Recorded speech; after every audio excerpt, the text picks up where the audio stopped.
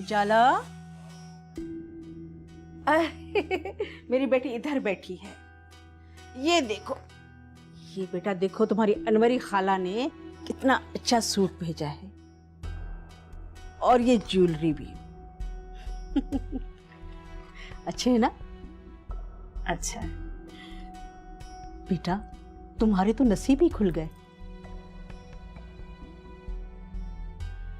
क्या हुआ? तुम्हारी तबीयत तो ठीक है? ठीक है। ये मुंह क्यों लटका हुआ है? तुम्हें तो खुश होना चाहिए। कुछ नहीं अम्मी, ऐसे ही। बेटा, अनवरी आपा बिल्कुल बहनों की तरह है। हम लोग बचपन से एक साथ रहे हैं। देखो ना, आते के साथ ही उन्होंने तुम्हें इतने सारे पैसे दिए, इतने अच्छे अच्छे जोड़े, ज्वेलरी, और फिर कनाडा की जिंदगी। बाकी क्या चाहिए? बस एक मसला है, उनको जाने की बहुत जल्दी है। कह रही थी कि घर में जितने 4 लोग हैं ना, बस उन्हीं में निकाह पढ़वाओ और रुखसती करवा दो। वैसे भी घर की बात है। उजाला, जितनी सादगी में शादी हो ना तो अच्छा लगता है। अम्मी, आप कहती थी ना, शादी तो धूमधाम से ही अच्छी लगती है। हाँ, कहती थी, लेकिन उजाला, तुम्हारे मुस्तकबिल की बात है ना, इसीलिए ये कुर्बानी देना पड़ी है। खुश रहो, सब ठीक हो जाएगा। अल्लाह तुम्हारा नसीब बहुत अच्छा करेगा।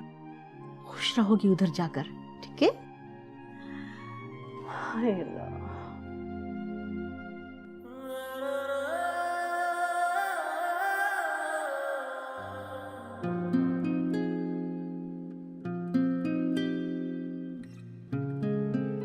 क्या बात है सफीर?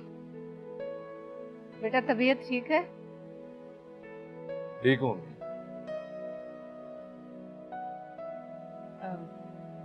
सुना सफीर, वो जेवर बड़ी अच्छी कीमत पर बिक गया है माशाल्लाह। अब मेरा बेटा, तुम अफजल से सारी मालूमात ले लो।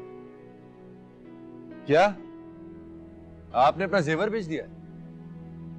मेरा असल जेवर तो तुम हो, इसका क्या है, फिर बन जाएगा।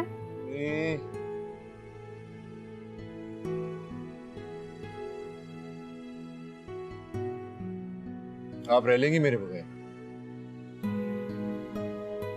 बहुत मुश्किल है, मगर तुम्हारे अच्छे मुस्तकबिल के लिए ये भी सहल होंगे। मुस्तकबिल तो यहाँ भी अच्छा होगा ना।